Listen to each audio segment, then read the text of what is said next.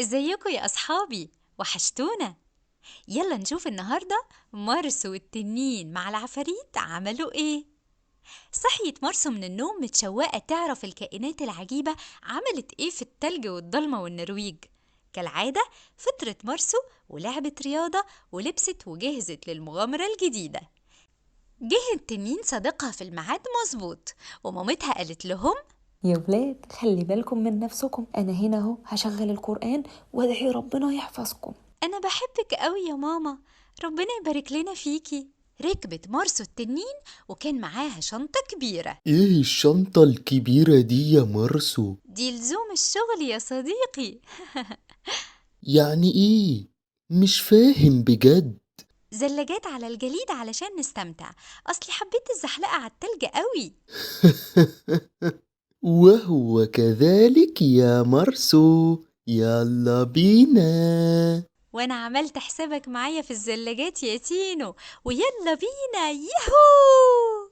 انطلق التنين وكالعادة في رحلتهم استمتعوا بالرياح الساقعة وكرات التلج والتزحلق على الجليد. المتعة بتزيد كل يوم يا صديقي. وصلوا لجبل كبير من التلج وربطوا نفسهم كويس وبدأوا يتزحلقوا لحد ما وصلوا لقاع الجبل عند الكوخ بتاع الكائنات العجيبة.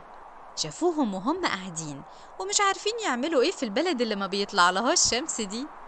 دبش قال لأبو العريف: يا كابتن احنا وقعنا في حتة صعبة قوي والله. ممكن ندور على مكان تاني طيب؟ انت عاوز الزعيم بتاعنا يقول علينا ايه؟ اننا فشلنا؟ احنا هنكمل يعني هنكمل، ولا ايه يا مجرمين انتم؟ ماشي يا سيدي، ما نشوف اخرتها. أنا جعان طيب. محدش يرد عليه، سيبوه كده يكلم نفسه. احنا لازم نحكم العالم ونقضي على البشرية. بدأوا العفاريت يتحركوا لحد ما وصلوا لقضبان حديد. مشيوا، بعدها سمعوا صوت مزعج قوي. قام بنسى سأل أبو العريف وقال: يا كابتن، صوت ايه ده يا كابتن؟ صوت ايه ده شكله صوت قطر. قطر؟ ويعني ايه قطر دي يا كابتن؟ يعني هنموت يا اخويا، كلنا هنموت والله. يا اختي. وهنموت من غير ما ناكل؟ ضحكت مارسو جدا على منظرهم. وبعد ما القطر وقف وبدأ العفاريت يتنفسوا من جديد، قال أبو العريف بتكبر كده: كنت عارف اننا اقوياء على فكرة. ما هو باين فعلا. فضلوا العفاريت يمشوا لحد ما سمعوا أصوات أطفال بتلعب وبتغني. يا شباب، حان وقت العمل، احنا لازم نفسد على الأطفال دي فرحتهم. مشيوا لحد ما قربوا فعرفوا إن ده تجمع لعيد ميلاد. هما هنا طبعا مش محتاجين يطفوا النور، ما هي بلد ضلمة اصلا والله. احنا لازم نركز في مهمتنا يا شباب. دخلوا البيت وتسللوا وشافوا الأطفال وهم بيضحكوا وبيلعبوا وبيتبادلوا الهدايا. طفوا الأطفال الشمع بعد ما غنوا سوا Happy Birthday to you. وفجأة سمعوا صوت ضخم جدا وحاجات بتطلع شرار. طلع دبش يجري وابو العريف اتخض وقال: ايه ده؟ في ايه؟ خدوني معاكم، خدوني. هربوا كلهم برا البيت وفجأة ملقوش جنبه موجود.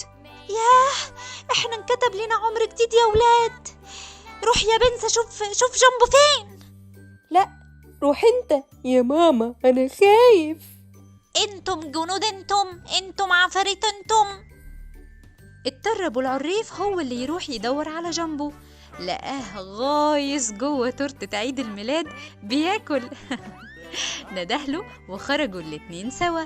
دي طلعت أصوات البومب والألعاب النارية بتاعت عيد الميلاد.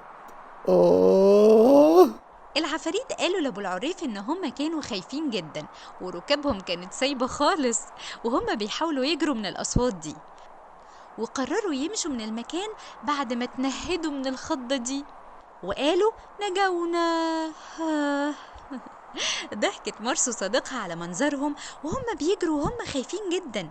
ورجعت مارسو لمامتها في الميعاد المظبوط وحضرت حاجات المدرسة ونامت على صوت العصافير اللي بتغني على شباك أوضتها كالعادة وتقول: نام يا حبيبي نام. يحميك من الإنس والجان.